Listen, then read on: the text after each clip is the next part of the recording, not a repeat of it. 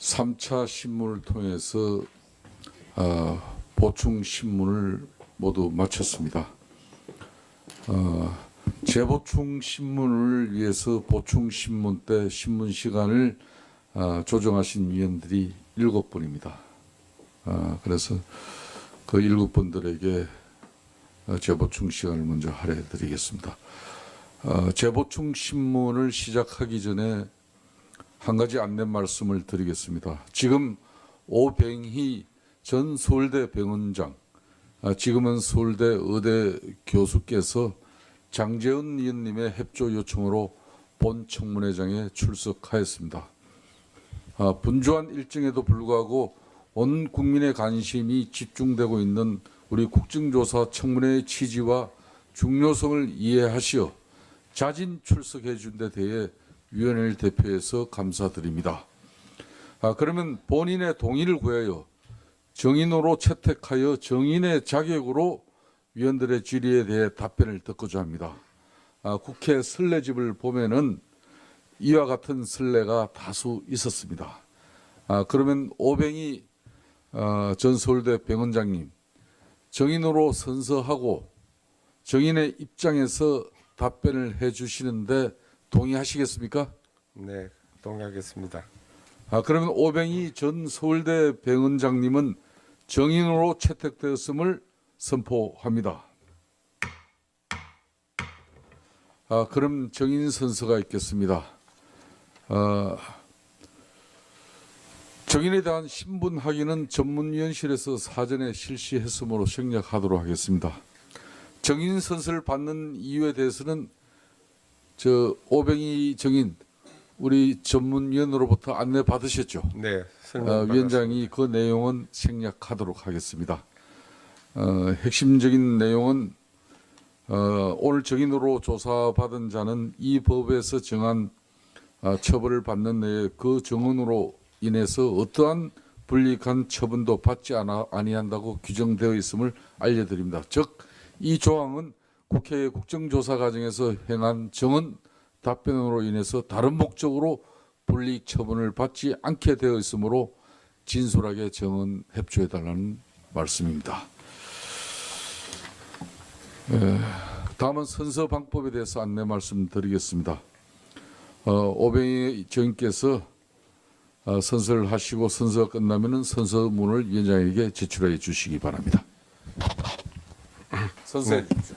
선서 본인은 국회가 실시하는 박근혜 정부의 최순실 등 민간인에 의한 국정농단 의혹 사건 진상규명을 위한 국정조사와 관련하여 국정조사특별위원회에서 정언을 함에 있어 국회에서의 정언 감정 등에 관한 법률 제7조 및 제8조에 의하여 양심에 따라 숨김과 보탬이 없이 사실 그대로 말하고 만일 진술이나 서면 답변에 거짓이 있으면 위증의 벌을 받기로 명사합니다. 2016년 12월 14일 오병희.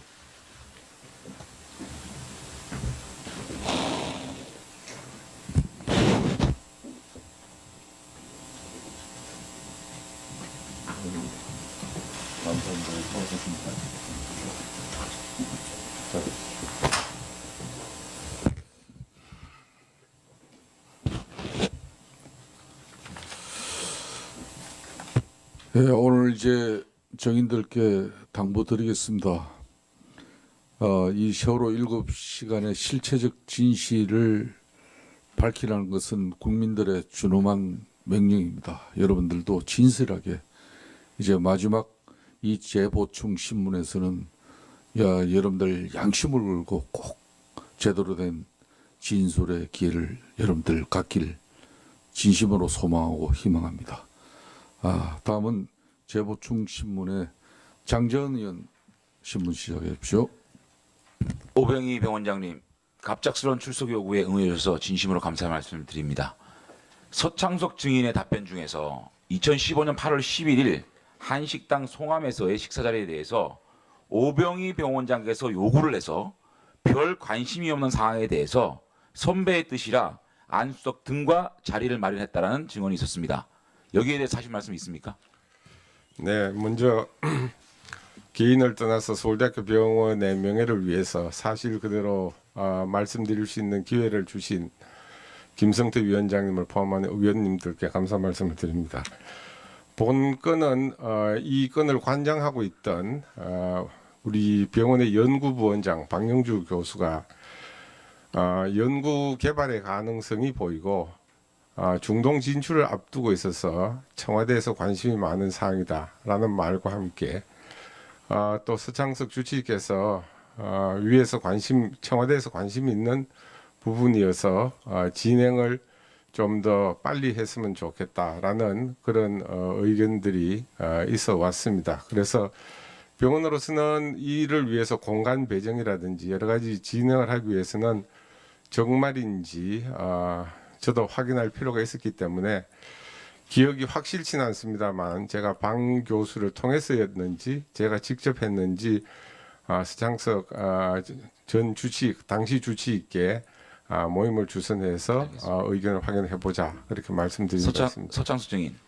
방금 오병희 병원장께서는 서창석 증인이 윗선의 뜻이기 때문에 이것을 빨리 진행해야 된다면서 얘기를 했다라는 증언이 있었습니다. 정면으로 배치되는 증언입니다. 하실 말씀 좀 해주세요.